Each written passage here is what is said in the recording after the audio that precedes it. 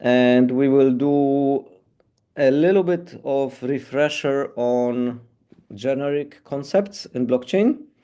So you can test yourself, and then we will talk a little bit more of how blocks are produced. So we will dive a little bit more into the modern um, decentralized block production. Right. So first, simple topic. We have blockchains which are public or private, and we have permissionless and permissioned. The private ones typically are permissioned. Theoretically, it is possible to have a private permissionless one, but it's sort of we don't have examples of that. So we don't differentiate the private ones, right? And what is it all about? It's all about visibility for public versus private.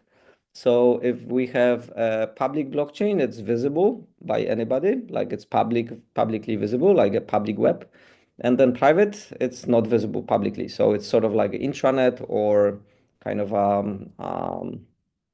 it's even private, it's even more like intranet than like dark web, because in dark web anybody can go and sort of see it. So private means like only the selected people can kind of see it. And then with permissioned and permissionless, it's all about who can read the transactions and chain, and then who can write into the blockchain. Not who generates transactions or who generates blocks, but who actually writes. So you can have permissioned blockchain where anybody can generate blocks, but there is one entity or permissioned entities who can write those blocks into the blockchain, right? So that's the main concept. So it's pretty straightforward, pretty simple. So let's do a warm-up questions. So what category Bitcoin belongs to? Easy.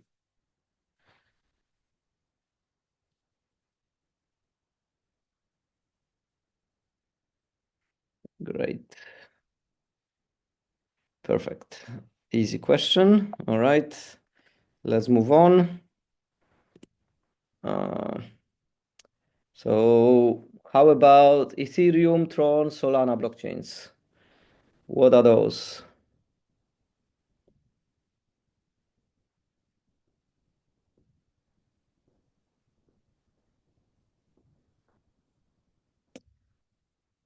Excellent. So they are all public and permissionless. So you may think that Ethereum is not, because to write a block, you have to be verifier and you have to stake 32 Ether. So you have to be a selected, but anybody can become a verifier. So the idea is that nobody prevents you staking 32 Ether and becoming a validator for Ethereum network. So that's why it's considered permissionless. It is the same with Tron and Solana. So those are the chains which we will talk later. They are also allowing anybody to participate, or as long as you fulfill some requirements. But there is no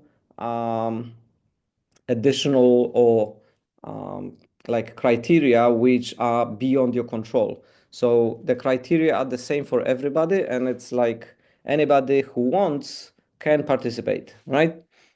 That's the generic idea. So all three are kind of public and permissionless. Do we have examples of private blockchains? Yeah. So every time we start up hard hat and run some experiments on our laptop, we have a private blockchain, right? So they are kind of not visible by anybody else, just us, and they are kind of only local. So that's a trivial example, but it's still private. There are some banking initiatives where a group of banks, some sort of consortium of banks, sets up a private blockchain among themselves, and they use it for settlements or for some things. And this blockchain is not visible to anyone else apart from the consortium. So any type of consortia blockchains, they can be private, so they can only be visible to the participants. Is it possible to have a consortia blockchain that is publicly visible? Yes, it is. And then usually we talk about permissioned. So if there is a consortia blockchain which can be visible to anybody, but right operations are controlled, then we kind of have the public permissioned. So this one.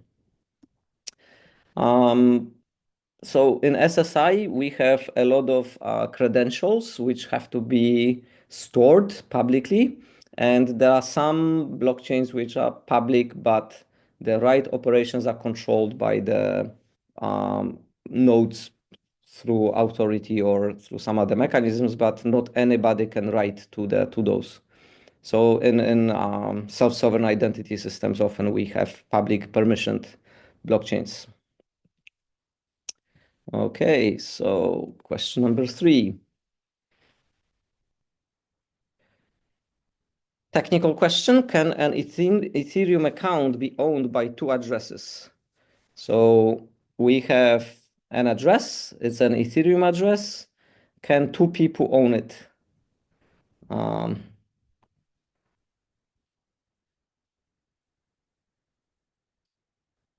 Yep, it is complicated.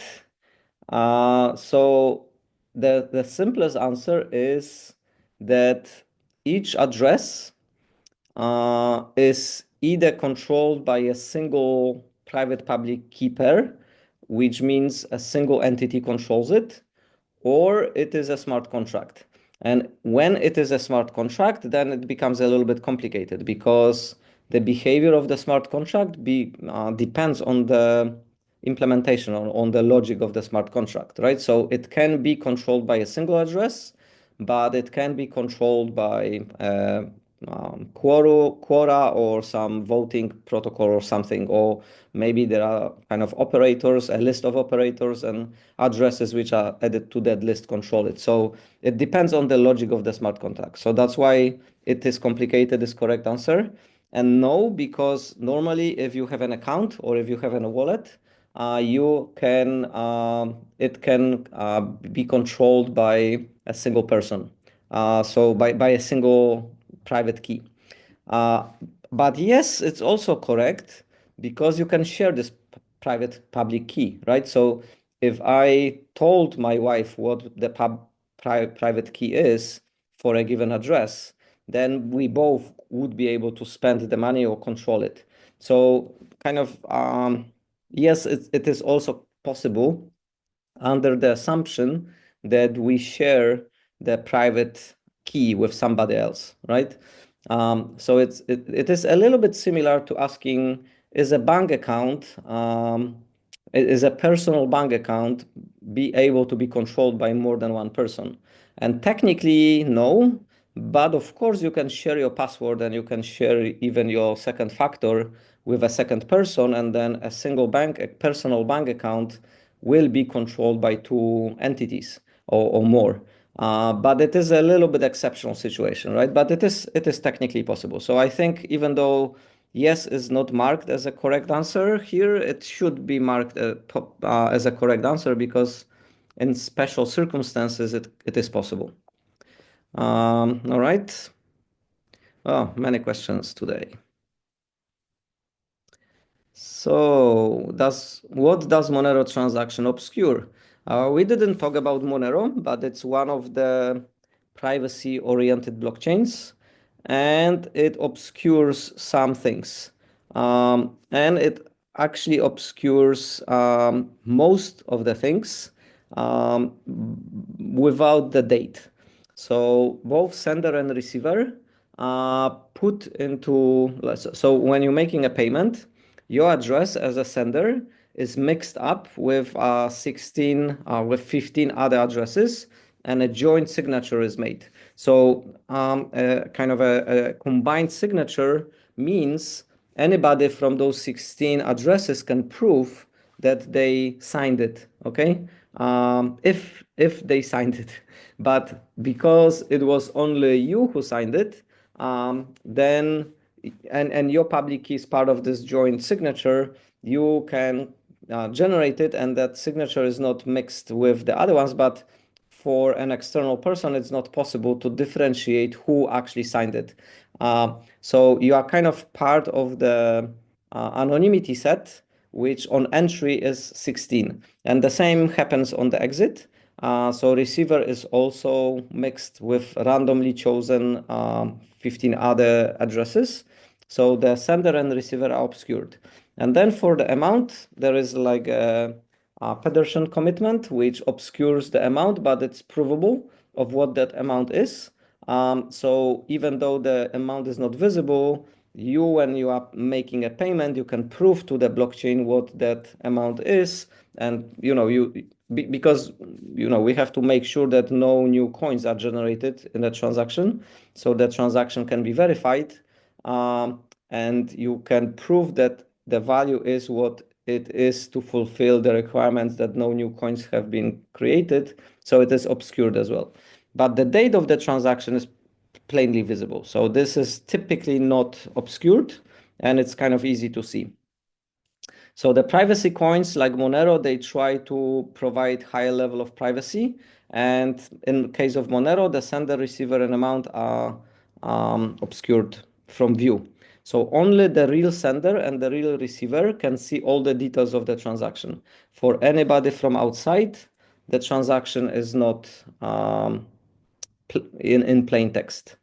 So CoinJoin, I don't remember if we talked about CoinJoin or not. It's another technique for obscuring information.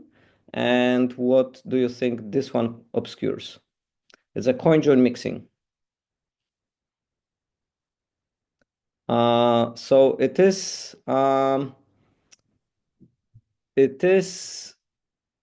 again a mechanism where, so let me open this.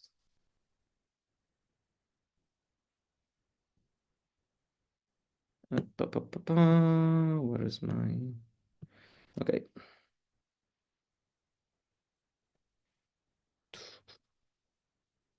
With one screen, it's tough. Okay, so what happens in CoinJoin is we have multiple inputs. So I have input 1, input 2, input 3. Usually we have so first we have a single person with usually a single input. So if I want to do CoinJoin, I will do my input 0, and let's say it's a 10 coin. And then I will generate outputs, and it will be a sequence of outputs. And this transaction is kind of visible. It kind of is associated with me. So it's not private. It does not generate any privacy. But what I will do is I will generate some denominations. And depending on the CoinJoin protocol, the denominations might be like 1. So I may have some outputs which are 1 coin and maybe 0.1, right? So I will have 10 of those, 10 of 0.1, and I would have nine of those, right? So 9 times 1, and then 10 times 0.1, right? So I will create some common denominations which obscure what amount I am mixing, right? And then, so Mariusz would do that. Mariusz would do that, and then Sievert would do similar. So he would generate some ones times something, let's say 21, and then he would have 0.1 times, I don't know, 30. Okay, so we will end up with those denominations on the outputs, right? And then when we do the coin join, we would use those inputs from our transactions, and they all will be ones, some ones and some 0.1s from me and from Sievert, right? So we'll have kind of a large list of ins which are following those denominations. And then we will do some outs, which are again exactly the same denominations. So we will, let's say we have, if we had let's say 15 of ones and 30. How many? No, I only had 10. So we have to use maximum because I am kind of mixing as well. And the algorithms usually are kind of balanced. We would probably do, but they don't have to be. So we can use 15 of ones and 10 of 0.1s. And here we would have 15 times 1 and then 10 times 0.1 as output, right? So we did a first round of mixing where we sort of can see who paid into it, and then we can see that some things went out.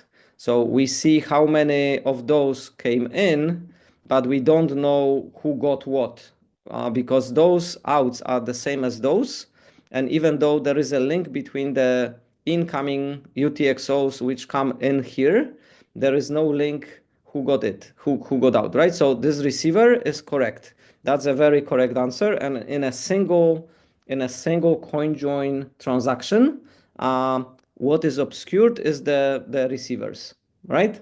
But then we can repeat the process. So if that was round one, this we usually called denomination generation transaction. It's not privacy protecting in any way. Round one protects the receiver, so we don't know who receives what, right? The receiver is protected.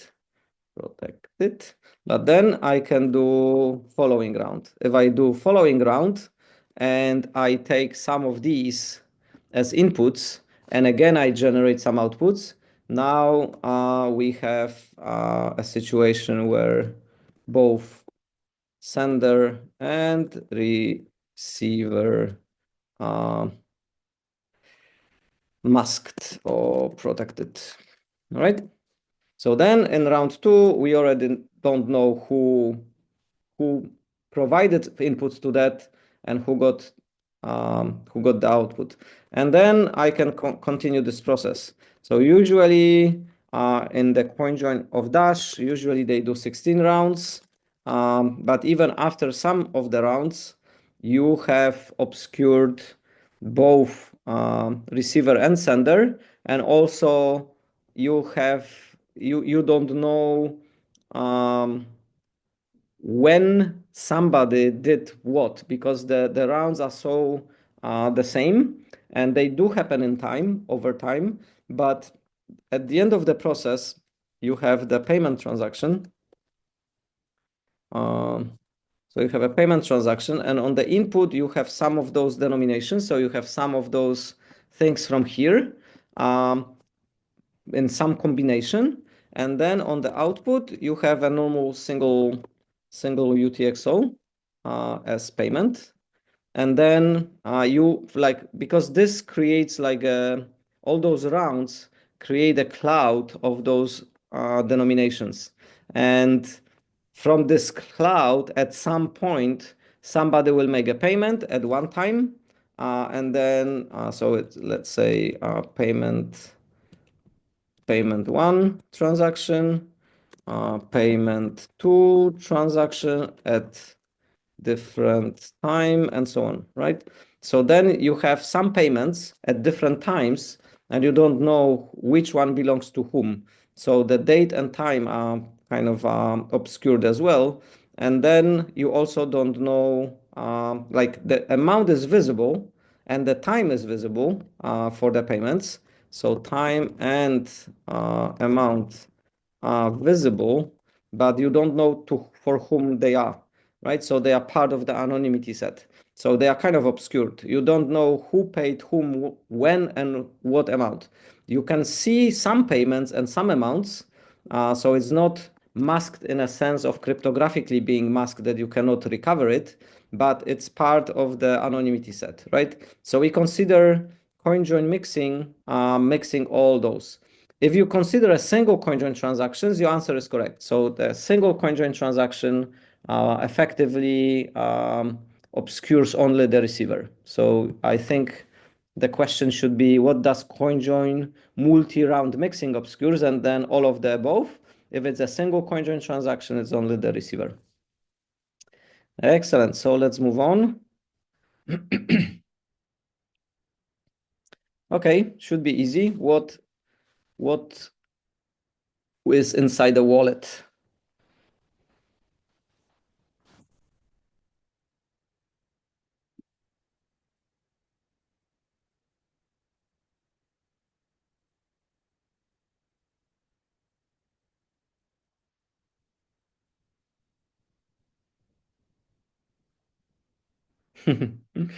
Okay.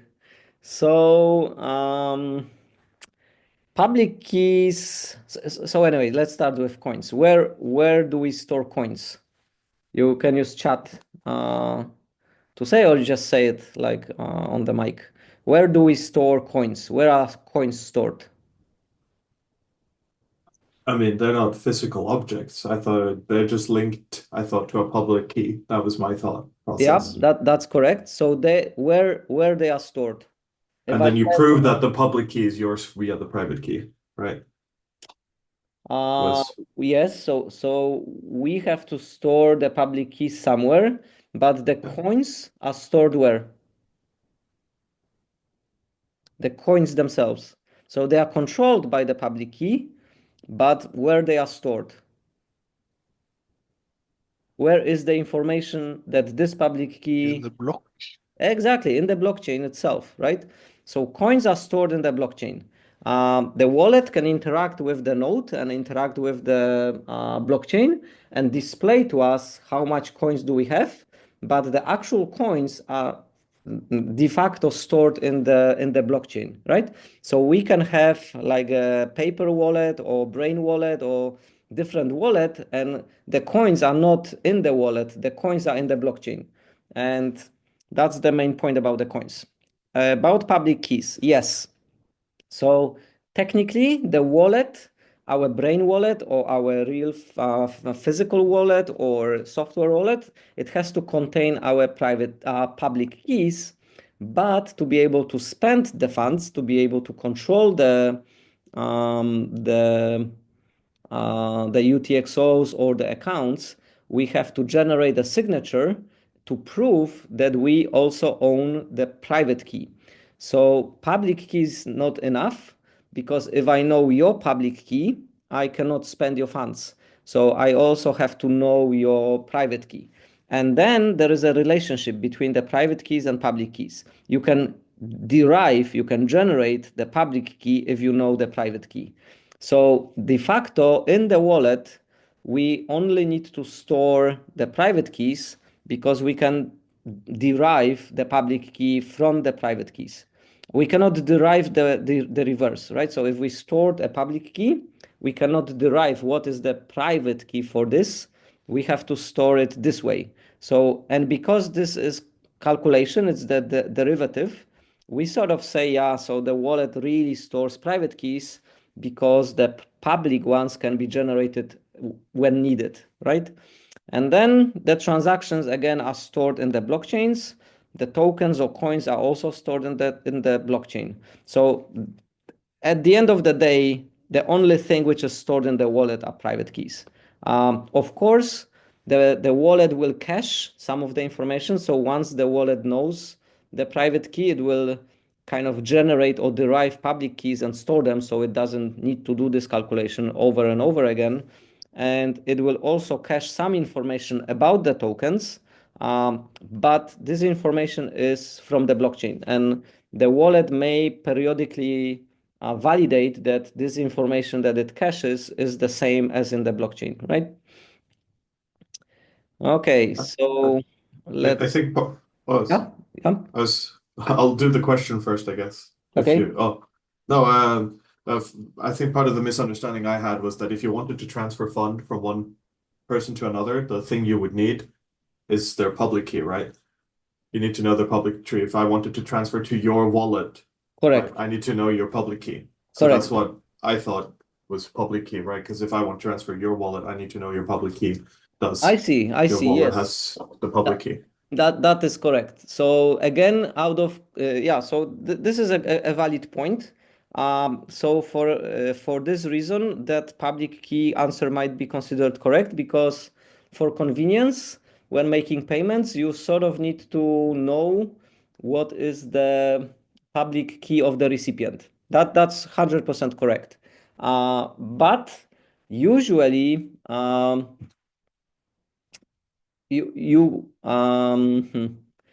don't know if it is usually, but if you are making a payment, normally you take, let's say you have a mobile wallet, so you take your phone and you scan QR code or you copy paste the recipient address or public key from where you because right, let me show this. So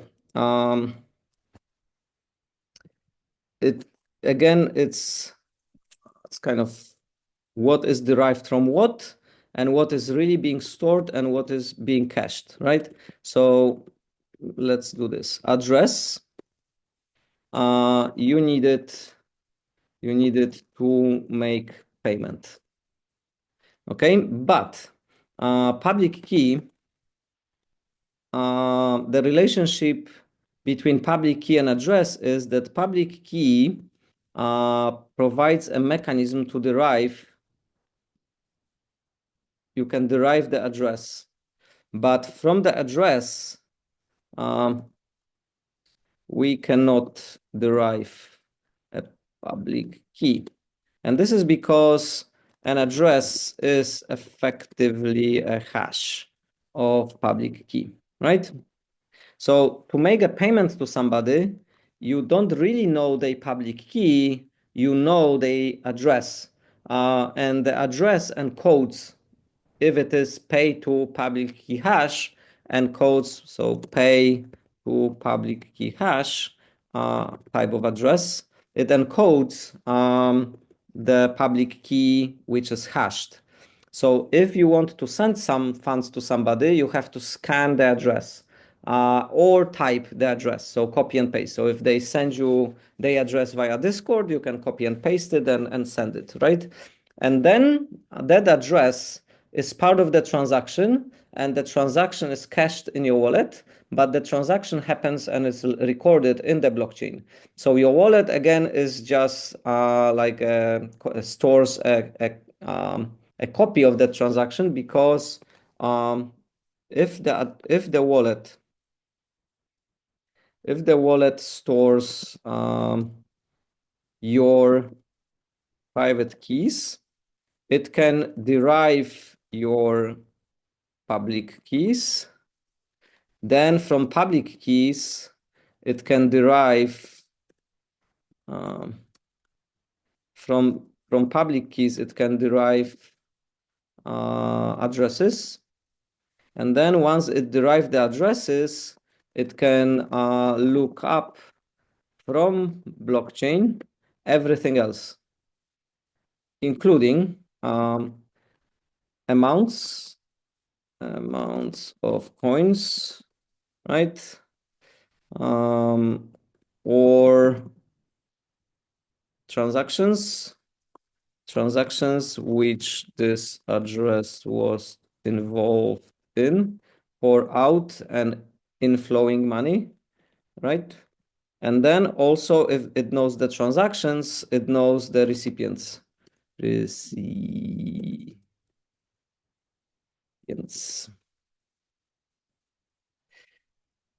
No, this way. Yeah. So everything else, like if you have the private keys, you can get everything else automatically. It's sort of like, of course, we cache it, but if you don't cache it, you can still get it from asking the full node, for asking the blockchain, right? So the only thing that you really need is this, and all the other things are derived.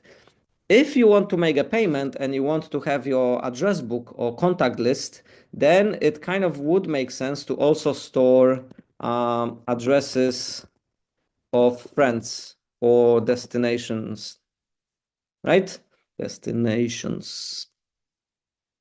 And for account-based blockchains like Ethereum and so on, it makes sense.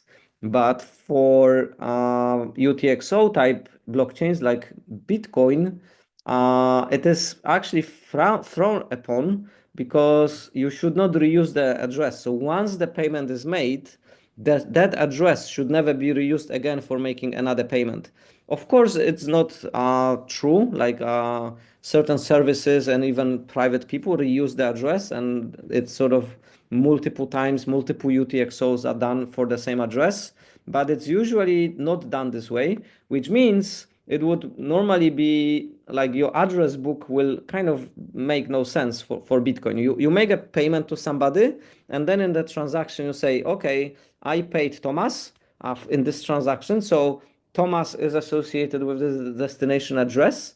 But first of all, when the UTXO is not spent, I don't know your public key. Your public key is revealed only the moment you spend your UTXO, and then the address should not be reused. That's what it kind of is, and why we not supposed to reuse addresses. That is an interesting question. And when Satoshi made the protocol initially, early transactions, you can look it up in the blockchains, all the early transactions were following pay to public key. They actually, the address was the public key of the destination person. So the public key was in plain. Okay. So we don't do that anymore. We pay to public key hash. So the address is a hash of public key. It's a double hash, right? And why we do that? Why we don't do this? Well, the answer is quite reasonable. So for public-private key cryptography, public-private key crypto, we use elliptic curves. And then for hashing, we use some hashing algorithm like RIPE MD or maybe SHA-256. And it turns out, so for public-private key, let's call it A, and then B. So for A, we're using something that is non-quantum safe. So if somebody has a quantum computer and they are capable of doing calculations on this quantum computer, theoretically, they can compute a private key from public key. They can break our security guarantee. So as I said before, from a private key, we can derive public key. That's normal. But we like knowing a public key should give us no information what the private key is, and we should be not able to derive a private key from a public key.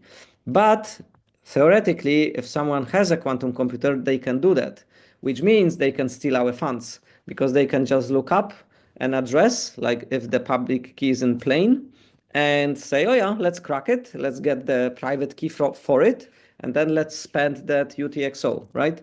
So for that reason, we use the hash. And the hash, the hashing algorithms that we use are quantum safe. So even if someone has the quantum computer, they cannot derive the public key from the address. They cannot kind of reverse the hash function, which means knowing the address gives no information about public key.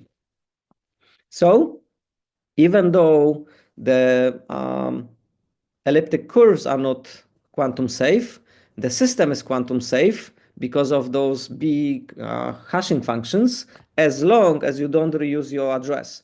Because the moment you spend an address, you have to provide a public key for this address, which you are spending, which means you're revealing it. You're revealing what that public key is, and then a quantum computer can crack it, right?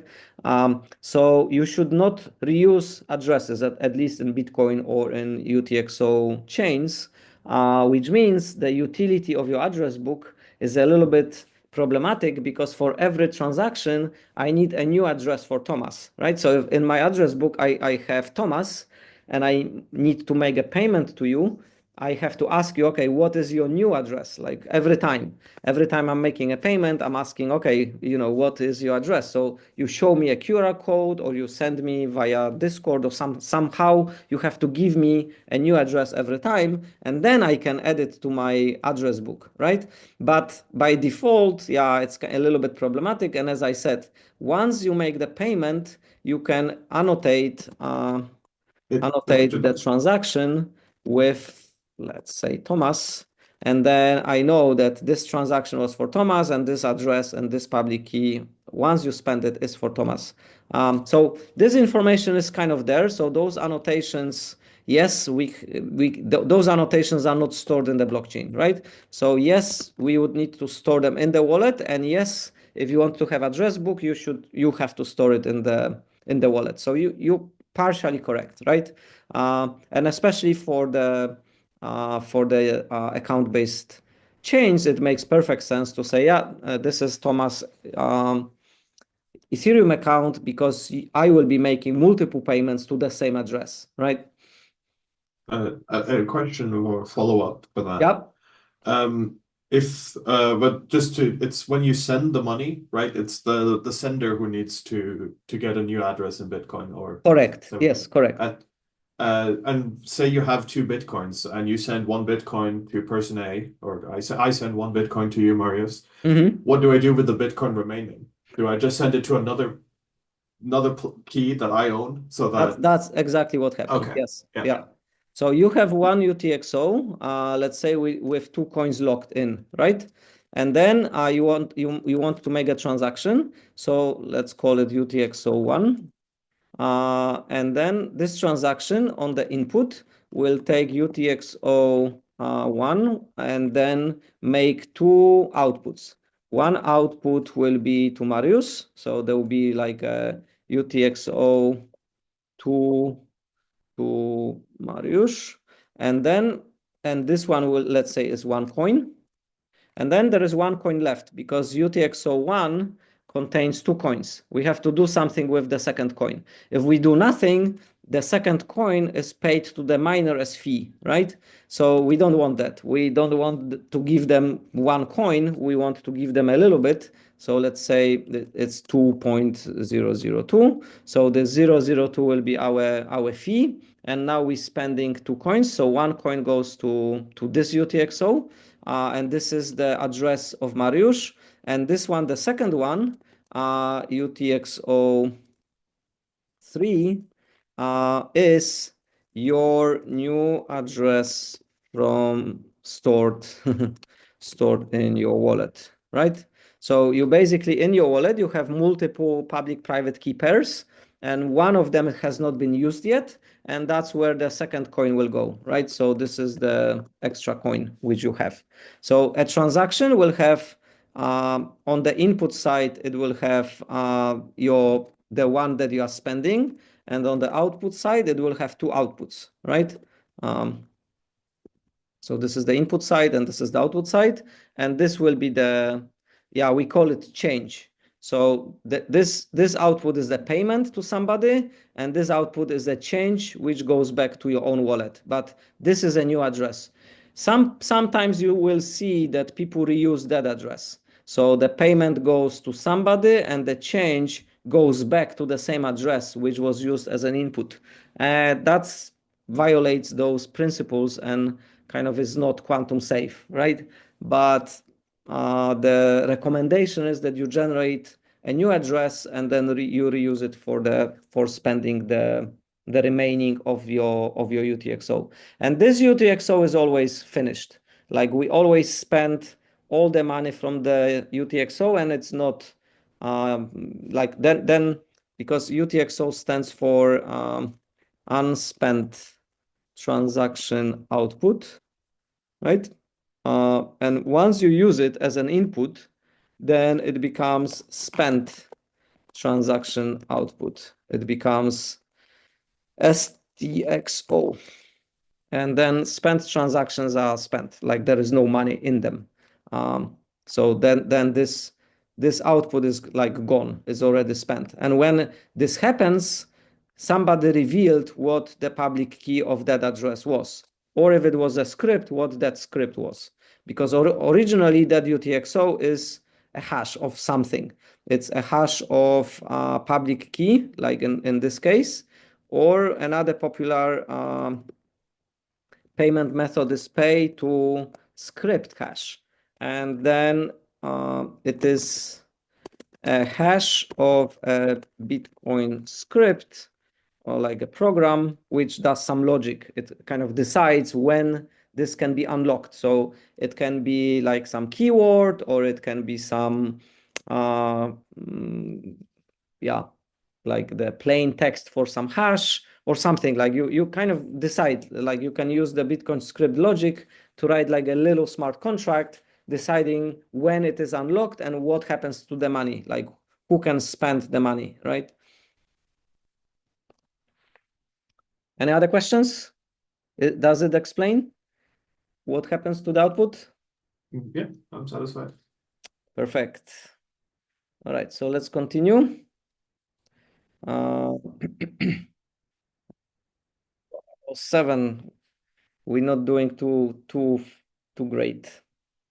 So where do we see Lightning Network coin transactions? We didn't talk about Lightning Network, so you basically need to guess. I will talk about Lightning Network next week, most likely, but it seems I'm gonna run out of time today, so we may need to continue Tron and Solana um, today and continue them next week. So we will see how it goes. Anyway, the beauty about Lightning Network is that the transactions happen, but they are kind of not recorded anywhere.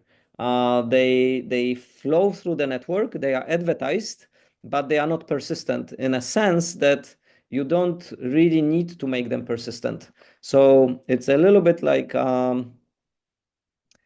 it's like analogy is a little bit similar to cash. So if I and Thomas have cash and I give Thomas 100 Norwegian krona as a banknote, he has it. And then if he pays me back this 100 Norwegian krona banknote, I have it. And it's not recorded anywhere, right? If we use a banking system and I make a transfer to him and then he makes a transfer back to me, then the record of those two transactions is in the banking system. But if we use cash and I gave him the banknote and he gave me the banknote back, it's not recorded. You can say, yeah, but somebody can see you giving Thomas the banknote and like make a photo of it and store it, right? Yes, yeah, that can happen because it's similar in Lightning Network. I have to give you something and then you have to give me something. That's how we make transactions. And the network, the Lightning Network facilitates this, but it's not really recorded. It just happens. Like I'm transferring you something and you're transferring me something and nobody records that anywhere. So it's very important for the law enforcement and for privacy because it provides kind of a higher level of privacy compared to Bitcoin, and it simulates much more what cash is and how cash works on top of the Bitcoin network. But it's a little bit complicated, so we need to dedicate like more time to discuss the technical details of it. But conceptually, that's how it works. So we have a transaction of 0 Ether. So we can see in the blockchain that somebody sent somebody 0 Ether. Does it mean that no money changed hands? As you can see, this is a little bit related to following money and doing, yeah, nice. Very good answers. So no, it does not mean that no money changed hands. But if it is a transfer from externally owned account to another externally owned account, and the transfer is of 0 Ether, then indeed no money changed hands. But if it is a transfer from an externally owned account to a contract, or from a contract to a contract, it does not mean that no money changed hands. It depends on the nature of the contract itself. And again, if we transferring Bitcoin and I paid, so we sometimes see, yeah, I did not prepare an example, but let me try to find one. Maybe, uh,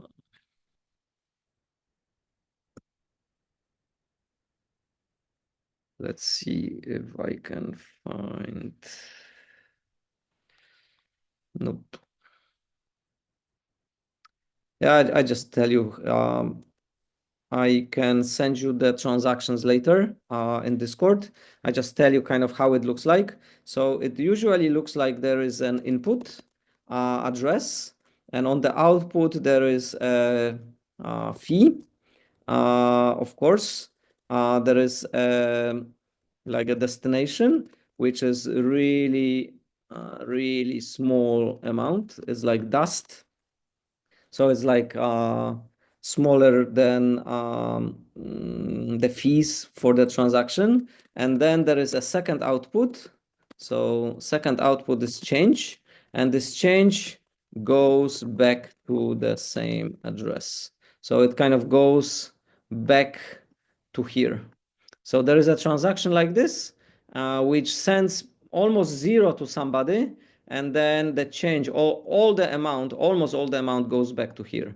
And then this transaction looks like nobody paid anybody anything, but in fact, you have to check on the second layer, so I'm talking about Bitcoin here, on the Omni layer, or some additional like sidechain protocols, what's going on. So Bitcoin plus Omni. Because it might be that like somebody paid somebody like USDT, right? That somebody paid somebody like $500,000 USDT, but the transaction looks like nobody paid anybody anything on the blockchain. But there is like usually kind of a hint. So one of the transaction fields is like the comment or text or like data field at the end, and it contains some hash, or it contains some sort of like a short indicator. And this indicator is used for linking this transaction in the layer 1 with something that happens on layer 2 or some side chain. And then on the side chain, you don't know what has, like, you have to use the layer 2 explorer to actually find out like what has happened. I can show you that, like, I did not prepare it right now, but I can show you that next time how it looks like. So the point here is that it depends on the logic and on the smart contract or Bitcoin script, what is actually happening. And then it also relates to the side chains or layer 2 behaviors. All right, so can we seize or froze cryptocurrencies without knowing the public or private keys? Can we effectively steal somebody's money? And in general, that's false. Like almost none of the currencies allow you to do that, but there are some, and the two most important ones is USDT and so Tether, and from Circle USDC. So both are stable coins, both are centrally controlled stable coins, both are on multiple chains, but in both cases, if there is a court order, those companies control the smart contract, and they can freeze the assets based on they will. So they have the court order can make them freeze assets or transfer the assets to a different wallet. So they can allow freeze and seizure, right? Did it happen? Yes, it happened. For Tether in 2024, they froze over 500 million USDT uh, in 1 year. So over half of 500 million assets were frozen. Some of them were unlocked because it turned out that the person who was suspected of doing something illegal was innocent, but most of them were either burned or transferred to law enforcement. So it is a little bit exceptional, and it is this interplay between decentralized systems where this should never happen and the centrally controlled smart contracts, which can do whatever they want, like inside the logic of the smart contract. And for those two smart contracts, it's true. All right.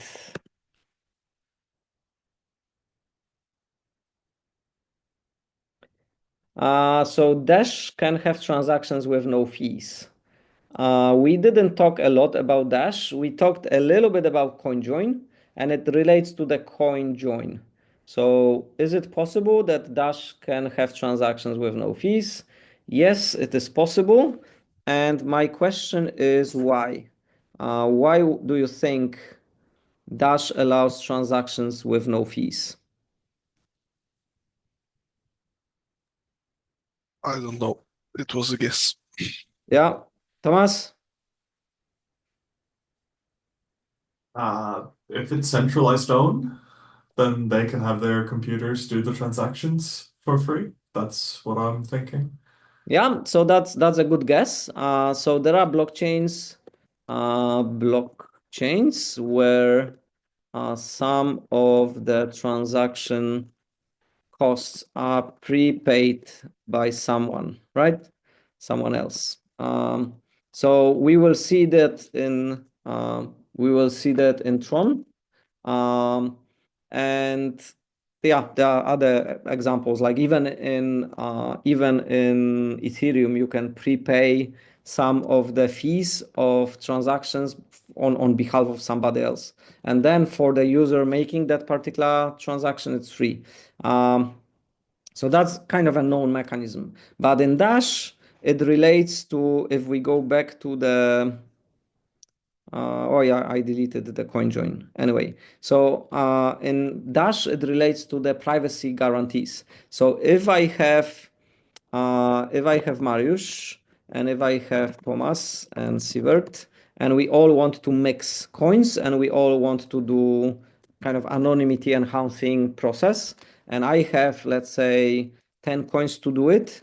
Thomas has 100.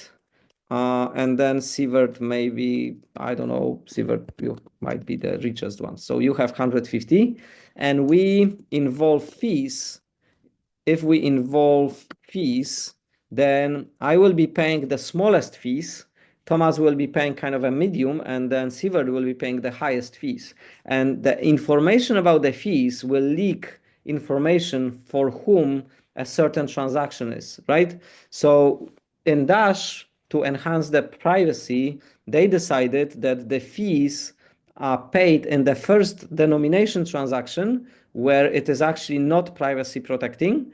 But then when we're doing CoinJoin, all the CoinJoin transactions don't have fees because we don't want to track who is paying what for what they are doing. So to enhance privacy, some of the transactions don't have fees such that there is no information leak about who is doing what.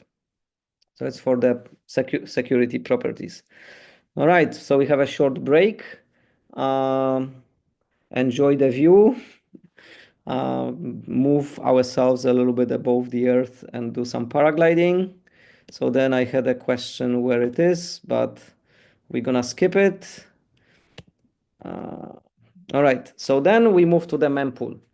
So a mempool is a place where all the advertised transactions go, right? So let me, let me refresh. The Alice creates a transaction, she signs it, and then she advertises it to the network. So she says to some full nodes, look, I have these transactions. Can you tell other nodes that there is this transaction? And then this transaction goes into a mempool, and it awaits to be picked up by the miners, and then it included in the block. And then once the block is advertised, the validators or the network accepts the block, and it becomes part of the transaction ledger, right? So that's the normal life cycle of the transaction. And here we have a little bit of a a little bit of a we skipped that one. A little bit of spoilers, because we say the fees paid to the miners can be used as a payment. And then the validator rewards can also be used as a payment. So some of the things which the miners or validators get, it's sort of like a reward for the work they're doing. But if we do it in a certain way, it is basically effectively a payment. But it requires that the transaction is private. So why if I want to pay a particular miner and I created a transaction, so we have a scenario where I have, so let's do this. So scenario, Mariusz created a transaction. The transaction sends so let's do, I have single UTXO, which is 10. I made a payment. So on the input, I have this. And then on the output, I have two outputs. One is 8 let's say I have two going to an address, and then there is I only have one, and then there is no other output, which means 8 coins goes to a miner, right? And this is a payment slash fee. It is a fee, but it's also a payment. But I want to pay this 8 to a particular miner. So why the transaction needs to be private? Why it cannot be in the mempool?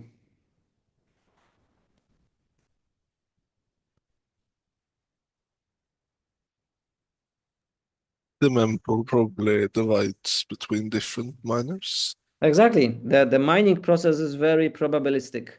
Another miner can take this transaction, include in the block, and win that this block is included. So then another miner will get my 8 coins, right? And I don't want that. I want a specific miner to only get those coins, which means I have to give this transaction to that miner and say, look, when you're generating a block, include this transaction, and then you're gonna get those 8 coins. So if you win the block, if you don't, include it in the next block, right? So the miner eventually will include this transaction in a block that wins and gets those coins. But if I advertise it in the mempool, any miner can pick that transaction, and they will, of course, try to include it because it pays them 8 coins, right? So it's a very nice fee. So then my miner will not get paid, right? So it requires a private transaction, and it requires the miner to generate a block with this transaction in. And for us to tell that that was used as a payment, we have to know that this transaction was never in the mempool. If there is a transaction with high fee and it was never in the mempool, then it's almost certain that it was a payment to that miner or to that validator, which means it was not in the mempool, right? That transaction was not included in the mempool. So yes. So then we kind of go back to what we know about how Bitcoin works. So Bitcoin is a network of peer-to-peer nodes. Some of them are fully validating nodes.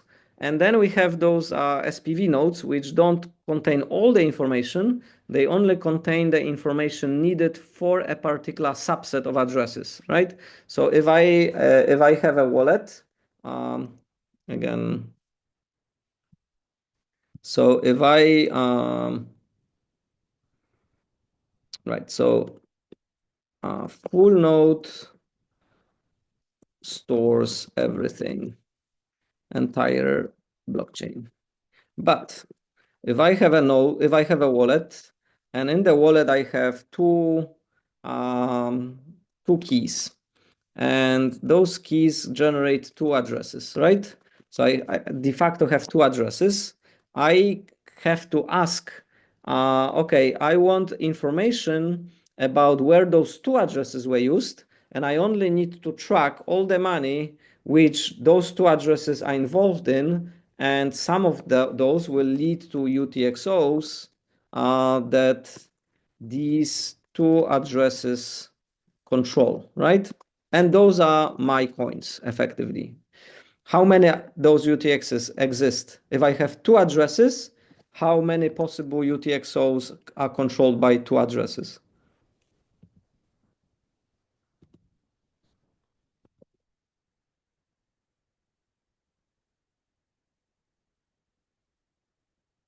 So if I do not reuse my addresses, the answer is two, right? Because if I did not tell more than one person to pay me on this address and another person to pay me on the second address, there will be only two UTXOs. But if I reuse that, if I advertise it like a donation address, there is, so if I reuse, then could be arbitrary number, right? So it can be many UTXOs that those two addresses control, but it's a finite number, right? So I can traverse like SPV.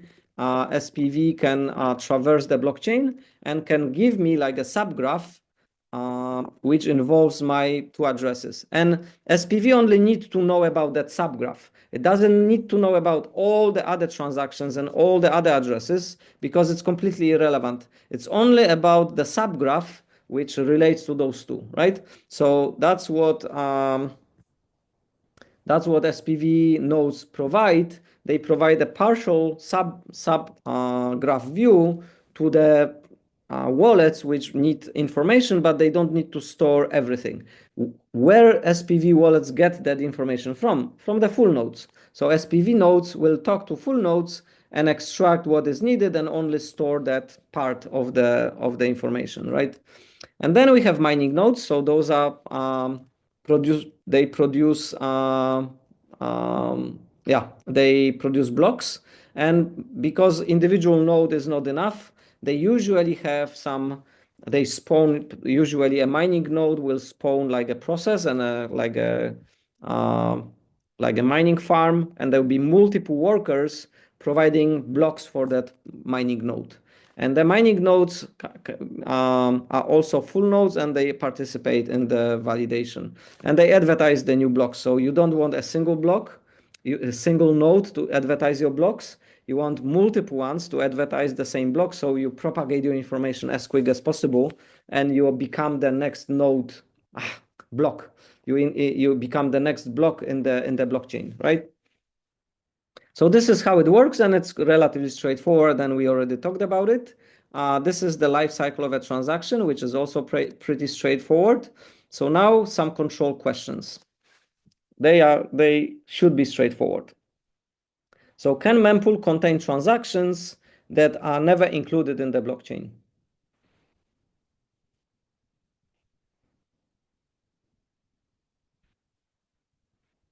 Yes, they can. They can be invalid transactions. They can be transactions with zero fee, which the miners never picked up, and so on. So we have mempool visualizer, and then you can see this transaction. is like, so those transactions are picked up for the next block. So from the right-hand side, those are transactions coming into the mempool. So there is a certain process of transactions appearing and being picked up by the nodes. And as you can see, some are kind of prioritized, but some are kind of on the left-hand side. And if this right-hand side is busy, the left-hand side may never be picked up. So those transactions may kind of end up never kind of making into the blocks, or at least it will be very long time, right? So the transactions with high fees are kind of promoted. They are more interesting for the miners, and the transactions with zero fees or very low fees are kind of here. I think zero fees transactions are actually rejected by the nodes, so they don't appear, but you can have a very low, you see minimum fee is 1 Satoshi per this virtual byte. So because of the segregated witness, it's a little bit more complicated of how the calculation of size is. But anyway, it's some sort of fee, right? And you can kind of see that it is possible that they are not included. Also, the transaction, like if the transaction is, let's say, spending particular UTXO, and it was added to a mempool, and then there is a new transaction which also tries to spend that UTXO. So now we have two competing transactions. One of them will never be included because the UTXO cannot be spent twice. So the answer, yeah, is effectively yes. You can have transactions in the mempool that never ended up in the blockchain. All right. Can a block contain transactions who were never included in the mempool? Yeah, that's what we just discussed before, that if we want to make a payment, we have to use this mechanism, right? So we have to give that transaction directly to the miner, and then it will never show up in the mempool. Because mempool is one mechanism for miners to know what to include into blocks, but doing off-chain communication and giving the transaction to a miner is another. So the correct answer is yes. All right, so mempool normally contains all the advertised transactions. Normally the blocks are built from the mempool transactions, but miners or validators can include private transactions, and that complicates the picture, right? So normal picture is quite simple, but the picture is a little bit more complicated. Yeah, so we already did that. All right. Can miner generate a block with no transactions? So it's a block with a single transaction, which is a Coinbase, and then no other transactions in the block. Yes, they can do that. Why they would do that? That makes no sense. Like you should not have you should not have blocks with no transactions, but it has happened before. It's not economically viable for them to be doing that, but it's allowed because sometimes there is nothing in a mempool and the new block needs to be generated. Can a miner generate a block with an invalid transaction? Can I create a block with an invalid transaction and advertise it to the network? Yes, of course I can do that. Good answers. So then, can a blockchain contain a blocks with invalid transactions?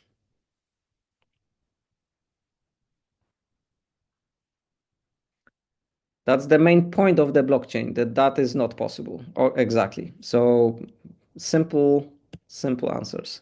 Why is that? Because of the consensus mechanism. So the consensus mechanism checks that everything is valid and everything is correct, and only then it is added to the blockchain, right?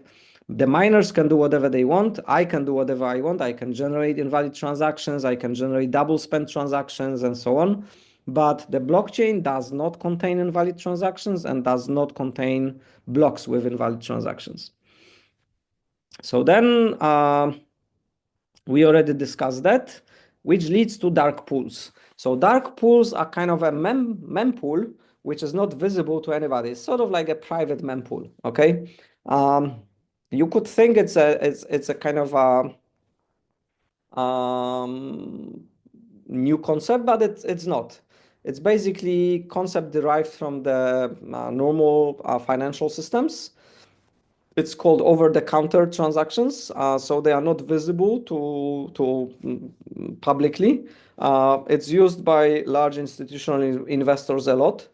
So if I were to sell, like if I'm Elon Musk and I want to sell a large number of Bitcoins, um, I don't want to create a market panic. I usually will go to some of the big exchanges and I will tell them my intention, and they will start doing the sell kind of quietly, like through small sales, and that kind of a big transaction is never advertised anywhere to not to prevent market kind of a price shake or price slippage.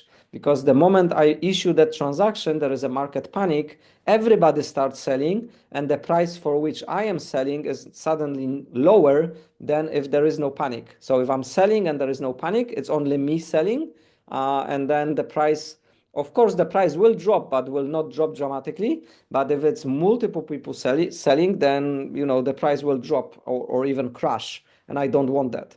And it's the same when I'm buying, right? So if I intend to buy a large amount, it's the same story, but in reverse, right? I don't want to overpay. I want to pay the current market price, and I don't want to generate a market hype cycle where everybody is buying and the price kind of skyrockets, right? So dark pools is a concept that has existed before. It lacks transparency. It's very common in traditional financial market. It's very prone to being abused and misused for insider trading and things like that. So if the exchange knows Elon Musk is intending to buy, so they know the price will go up because he is buying kind of a large amount, they can buy first. So they know some insider trading knowledge, which guarantees them that after his operation is done, the price will be higher. So they can buy before him, then they allow him to buy, and when the price is high after he buys, they sell what they bought before. So it's called like a sandwich attack, and it's kind of common in financial markets, and it promotes unethical behavior. So to prevent that, we have rules and regulations. So we say, okay, in financial markets, if you caught doing that, you're gonna pay penalties or maybe go to jail. But because it's private and because it lacks transparency, it's really difficult to get caught and to prevent this. So in financial markets, we have a lot of this going on, even though it's not supposed to happen, because it's difficult to eliminate, right? So crypto dark pools, they exist in traditional finance. They also exist in the crypto space. They also exist in a Lightning Network, which has part of itself private, so not visible to anybody. And then you don't know what you don't see. So you don't know what's going on if you don't see this. And it's the same for law enforcement. Like a lot of those things are kind of hidden from view. So it happens, but nobody knows about it. So then, can mining fees be used for money laundering? Yes, but the miner must be involved. So the miner must be given the payment and they must be somehow involved in the process. They cannot say, no, it's a legitimate money. I just earn it from the fees and I don't know why those people made those mistakes and paid me high fees, right? And it requires those private transactions. So to detect this, we need to have historical data about mempool, and then we can detect if those private transactions have happened. All right. So that's kind of closing the Bitcoin side or UTXO side. And we switch gears and we go back to Ethereum. So in Ethereum, we have validators, which replaced miners. And then the validators have two clients. They run a consensus client, which works like fully validating nodes in Bitcoin. And we are running like at the university, we're running some consensus clients. So we are kind of checking that no violations have happened. So we are running a node which is not generating blocks, but which checks that the current blockchain is like valid, right? And then there is an execution client which is responsible for generating new blocks. And those new blocks are then decided by validators which block goes into which slot. And then we have the process of ordering the blocks and making the checkpoints. So it's a little bit complicated, but the idea is that there is a process of generating blocks and the process of voting on which blocks are included into the linear blockchain such that we don't have forks, right? So that picture you already know from previous lectures, and that's how it works. But there is a complication, and this complication is that we have smart contracts, we have decentralized finance, we have auctions, we have loans, we have many different protocols which interact with each other, and that leads to a concept of MEF. And MEF is maximum extractable value. And maximum extractable value is the gain you can get from the current block. So if we consider some simple things like arbitrage, so for example, if I, let me do this. So, all right, so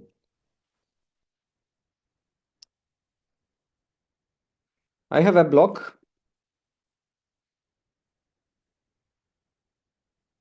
So a block is a collection of transactions. And then I have transaction 1, transaction 2, transaction 3, and so on, right? So one possible thing is if transaction 3 sells, let's say it sells an asset A1, okay? And then transaction 2 is buy asset A1. So the buy transaction will make the price go up because it's like a demand, and demand kind of moves the prices up.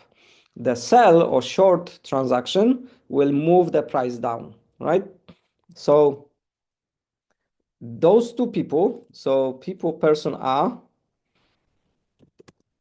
and person B, now would like their transaction to be in certain order, right? So B would like the A to go first, because if B goes second, they will sell for a higher price, right? Because this transaction will change the price to be a bit higher. So then B will earn more. However, from A perspective, A would like their transaction to be second, because then they will buy for a cheaper price, because this transaction will lower the price, right? So each of them tells the validator, like, please put my transaction first or second, and I will give you a little bit of a fee, right? And then reordering, so reordering generates value. Okay. Another one is if we have a really big transaction. So we have transaction 1, then buy large amount. Okay. We see this. So we know at this point here, the price will be lower, and then after the price will be higher, right? Because of this transaction. So what we can do is we can inject transaction 1.1, where we buy a bit of A1, and then transaction 2.1, where we sell what we bought of A1 with profit, because we know after this transaction, the price will be higher, slightly higher. So this is called sandwich, and it's injection of two additional transactions to make some profit on the arbitrage made by this. It's not really an arbitrage. This is actually just a sandwich. Arbitrage would be if we see this buy large amount of A1 and we can provide like a source of how the funds can be bought somewhere cheaper and then sold somewhere more expensive because of this transaction changing the price in one place, right? So anyway, so we have reordering, we have sandwich, and we have arbitrage. Those are simple examples of what can happen. By the way, like yesterday, one of the participants here make a joke, and the joke goes like this: how do you call a witch on the beach? And you call it sandwich. Right. So coming back to our maximum extractable value, we basically have a concept that reordering transactions or doing something with the block with the transactions can generate profit, right? So then we split the process of validators and proposers of blocks, and then the builders of blocks are delegated to an open market. So we let anybody to build new blocks based on the mempool and based on the private transactions. And we as validators will pick the one with the highest fee and then make everyone like earn money, right? How is the money made? So the money are made in two cases. One case is inefficiency of the market. So if I have two exchanges and one has a higher price than the other, there is the price asymmetry and there is an inefficiency of the market. So obviously, if the markets were perfectly efficient, the price everywhere would be exactly the same. But because it isn't, there is this opportunity for arbitrage. So buying here a little bit cheaper and selling there a little bit lower. If you buy here, the price will slightly go up. If you sell here, the price will slightly go down. And by doing that, you are kind of improving the efficiency of the markets and you making the price meet, so match more, right? So this is fair. This is called high frequency trading in the traditional finance. And this happens all the time everywhere. And it's in itself, it does not seem to be violating anybody's, money, right? So nobody loses money because efficiency of the market is a desirable property. Like we want the markets to be efficient. We want the markets to kind of meet that liquidity and efficiency requirements. So that aspect is kind of considered fair, ethical, and kind of whatnot. But a sandwich attack is not considered ethical because if I am trying to sell and because of that early transaction, the price goes down, I'm selling cheaper than I would if there was no sandwich, right? So somebody is making money on me because if they were not making this money, I would make that money. So it's sort of a zero-sum game where somebody takes that kind of profit of the profit that I would have if they wouldn't take it, right? You can consider it as a fee. So you may say, yeah, it's a price you have to pay for the market efficiency, but it's kind of a gray zone of what is considered an attack and what is considered like a service and a fee, right? So if something is considered an attack and I'm being a victim, that's definitely negative and kind of, unethical. But if I'm considered being given a service and I am paying for that service, then that's kind of normal and positive. But the gray line, the sort of what is a service and where the crime starts or abuse starts is a little bit fluid, because you may claim that people are doing sandwich attacks to make the markets more efficient. But yeah, you may disagree with that. You may say, no, no, no, no, no. The markets is what they are. You can do arbitrage to make markets more efficient, but sandwich attacks are kind of negative.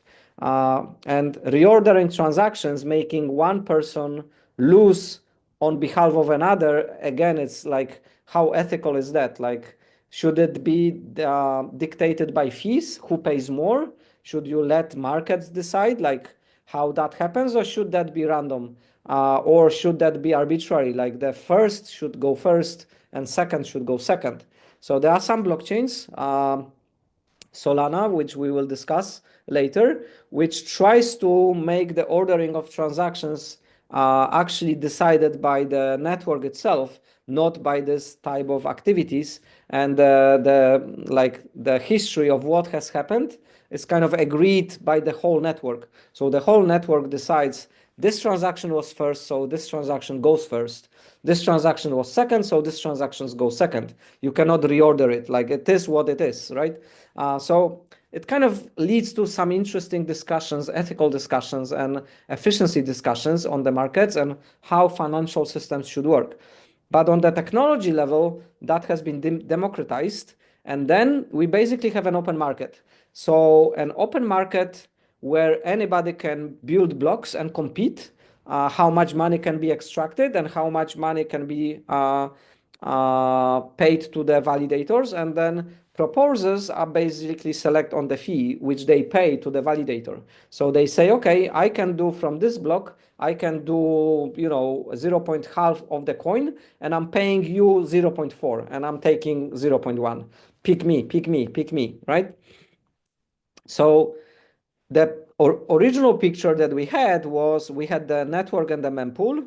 The execution clients were picking mempool transactions, generating a block, and passing it to the validators, and validators were checking the consensus and voting on the slots and kind of accepting the blocks. So the green was the traditional simple model where things kind of made sense.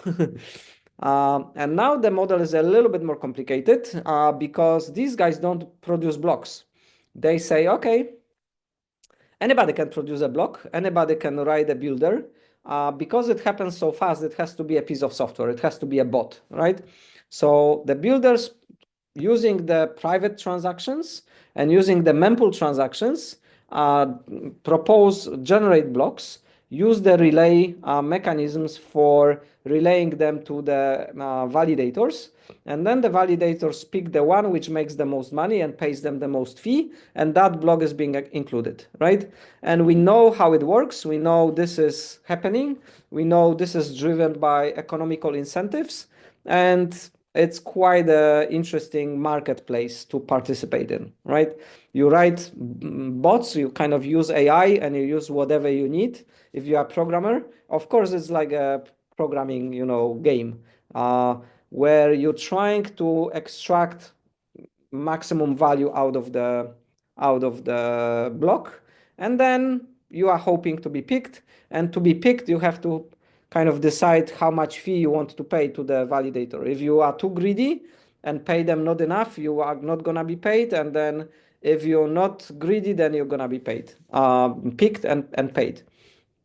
There was an example. Again, I don't have it right away here, but there is an example of arbitrage where a bot realized that one of the users made a mistake, and the mistake was like 560,000 US dollars mistake. So the bot could extract 560,000 USD and decided to pay most of it to the validator to be picked as a transaction. It was actually not in a context of building a block. It was in a context of being included into the block in the like paying the builder effectively. So the bot got $200, and most of the money from that mistake went into the infrastructure. It went into the people who were picking what should be included, right? So like over $500,000 fee. The bot made only $200. So two more questions and we will be close to finish. So do all validators run MEV-boost? So do all validators follow that? So the answer is no.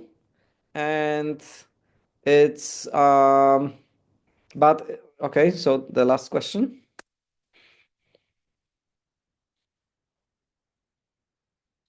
Should all validators run it?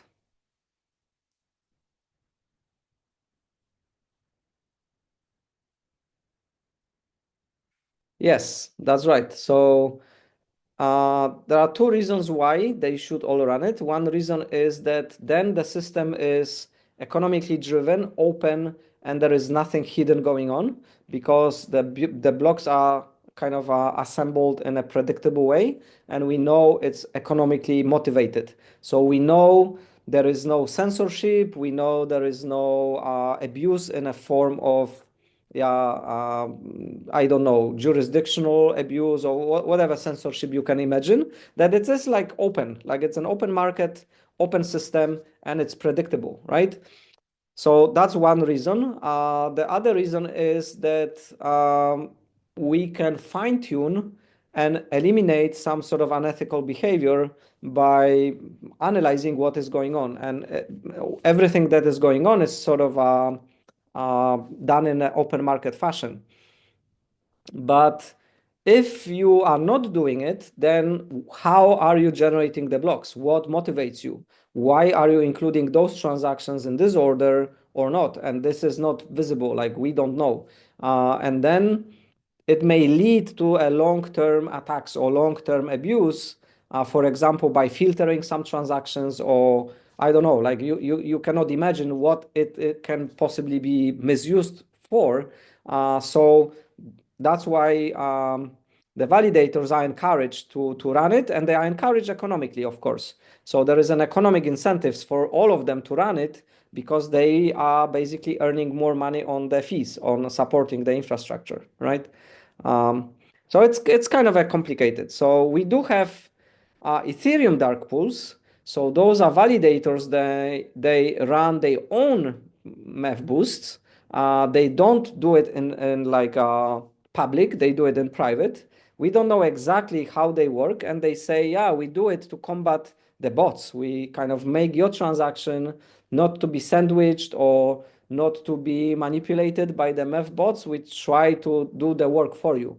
But you have no guarantee that they do behave ethically and so on. You have the same problems which we had with the dark pools in the previous slides in the financial system, and it can promote unethical behavior, it can promote insider trading, and it will be extremely difficult to detect. So they advertise themselves as the good guys, as the ones which actually fight the bad guys, but I'm not sure. You have to make your own mind, but it is sort of discussion to be have.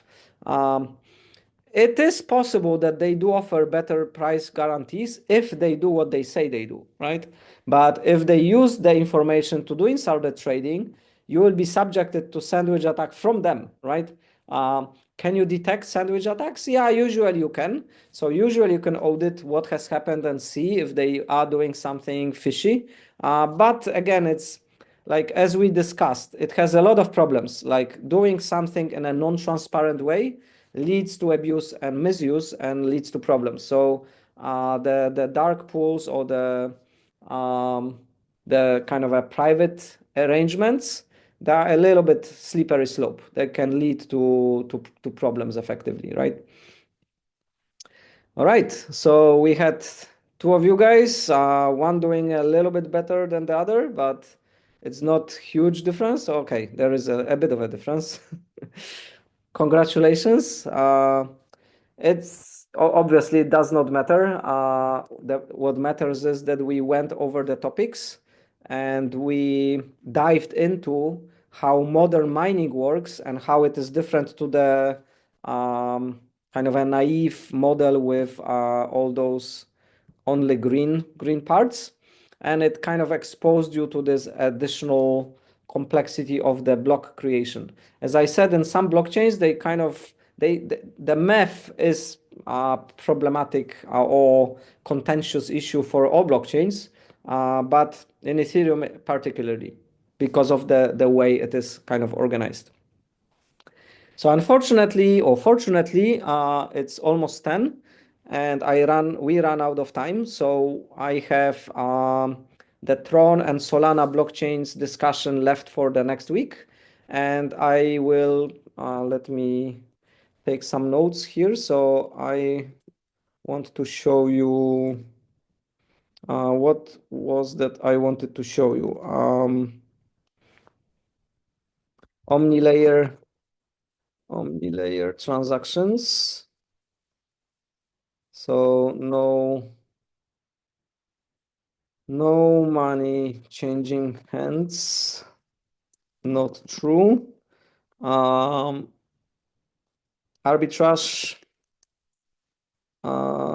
transaction, I will show you. There is this 500,000 USD to 200 earnings for the bot. What else?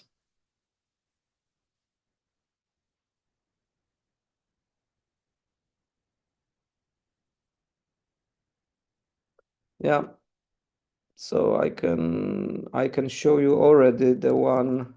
So if we go here, we go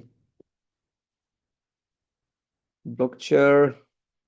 If we go block 1 in Bitcoin block number 1. Yeah, block number 1 is just the initially we're just doing, let's yeah. We need to go somewhere like 15,000 blocks.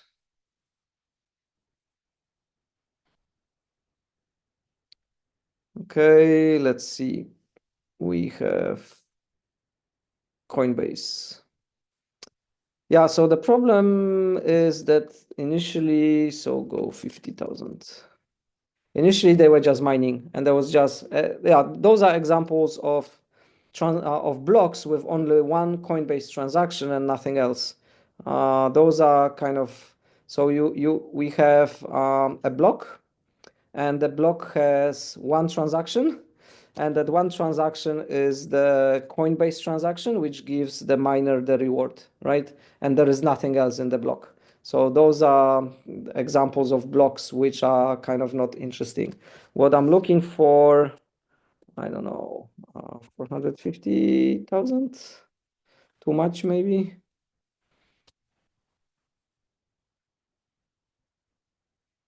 I want a block with multiple transactions. So here we have large number of transactions.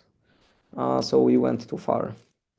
Let's go 200,000 Bitcoin. We have 388 transactions. Okay, so let's try some. So those are, yeah, let's try this. And we have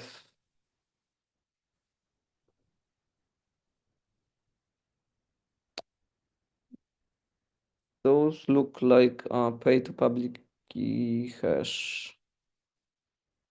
Yeah, anyway, I will find. So I can find you, and you can find some yourself if you look back in time, but not too far, such that you don't only get those empty blocks, but you get some early transactions they were paid to public key. So the script was the address was not a hash, but public key directly. So the script is much simpler. So the P to public key hash script is longer and a bit more complex. And then the P2 PK is like simpler and it only validates the public key, right? What else did I promise you to show you after?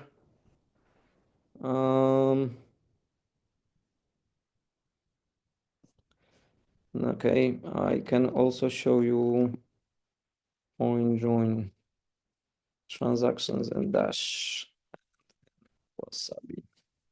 All right, so I will do a little bit of a homework and show you that next time. And next time we will discuss Solana and Tron. So you can read a little bit about Solana and Tron. And then we will see what new concepts do they use and how they compare to Ethereum and why they are kind of interesting. All right, so let me